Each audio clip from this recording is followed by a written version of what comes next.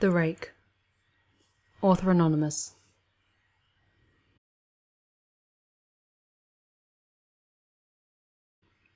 During the summer of 2003, events in the northeastern United States involving a strange, human-like creature sparked brief and local media interest before an apparent blackout was enacted. Little or no information is left intact, as most online and written accounts of the creature were mysteriously destroyed. Primarily focused in rural New York State and once found in Idaho, self-proclaimed witnesses told stories of their encounters with a creature of unknown origin. Emotions range from extremely traumatic events of fright and discomfort to an almost childlike sense of playfulness and curiosity. While their published versions are no longer on record, the memories remain powerful. Several of the involved parties began looking for answers that year. In early 2006, the collaboration had accumulated nearly 24 documents dating between the 12th century and present day, spanning 4 continents. In almost all cases, the stories were identical. I've been in contact with a member of this group and was able to get some excerpts from their upcoming book. A Suicide Note, 1964.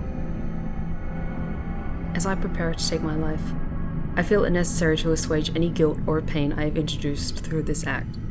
It is not the fault of anyone other than him. For once I awoke and felt his presence, and once I awoke I saw his form. Once again I awoke and heard his voice and looked into his eyes. I cannot sleep without fear of what I might next awake to experience. I cannot ever wake. Goodbye. Found in the same wooden box were 2 empty envelopes addressed to William and Rose, and 1 loose personal letter with no envelope. Dearest Lenny, I have prayed for you. He spoke your name. A journal entry, translated from Spanish, 1880. I've experienced the greatest terror, I've experienced the greatest terror, I've experienced the greatest terror. I see his eyes when I close mine. They are hollow, black.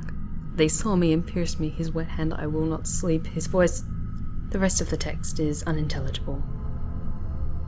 A Marina's log, 1691. He came to me in my sleep.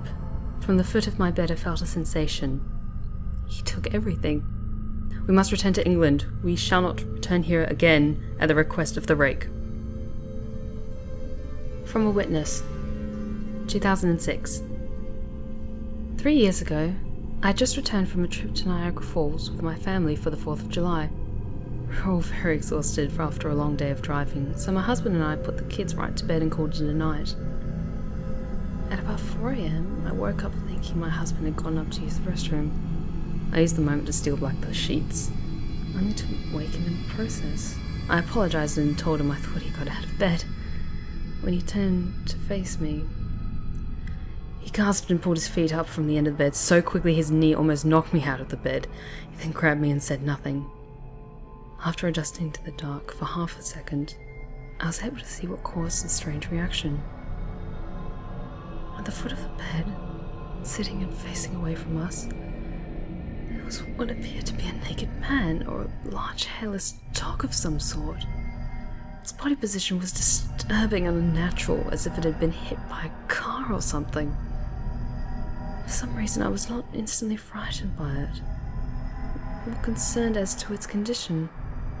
At this point I was somewhat under the assumption that we were supposed to help him. My husband was peering over his arm and knee, tucked into the fetal position, occasionally glancing at me before returning to the creature. In a flurry of motion, the creature scrambled around the side of the bed, and then crawled quickly in a flailing sort of motion right along the bed until it was less than a foot from my husband's face. The creature was completely silent for about 30 seconds, or probably closer to 5, it just seemed like a while, just looking at my husband. The creature then placed its hand on its knee and ran into the hallway leading to the kids' room. I screamed and ran for the light switch, planning to stop him before he hurt my children. When I got to the hallway, the light from the bedroom was enough to see it crouching and hunched over about 20 feet away. He turned around and looked directly at me, covered in blood. I flipped the switch on the wall and saw my daughter Clara. The creature ran downstairs while my husband and I rushed to help our daughter. She was very badly injured and spoke only one word. in her short life. She said, "Here's the rake." My husband drove his car into the lake that night while rushing our daughter to the hospital. They did not survive. Being a small town, news got around fairly quickly. The police were helpful at first, and the local newspaper took a lot of interest as well. However, the story was never published, and the local television news never followed up either. For several months, my son Justin and I stayed in a hotel near my parents' house. After we decided to return home, I began looking for answers myself. I eventually located a man in the next town over who had a similar story. We got in contact and began talking about our experiences. He knew of 2 other people in New York who had seen the creature we now refer to as the Rake. It took the 4 of us about 2 solid years of hunting on the internet and writing letters to come with a small collection of what we believed to be accounts of the Rake. None of them gave any details, history, or follow-up. One journal had an entry involving a creature in its first 3 pages, and never mentioned again. A ship's log explained nothing of the encounter, saying only that they were told to leave by the Rake.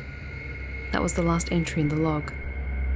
There were, however, many incidences where the creature's visit was one of a series of visits with the same person. Multiple people also mentioned being spoken to, my daughter included. This led us to wonder if the Rake had visited any of us before our last encounter. I set up a digital recorder near my bed and left it running all night, every night, for 2 weeks. I would tediously scan through the sounds of me rolling around in my bed each day when I woke up.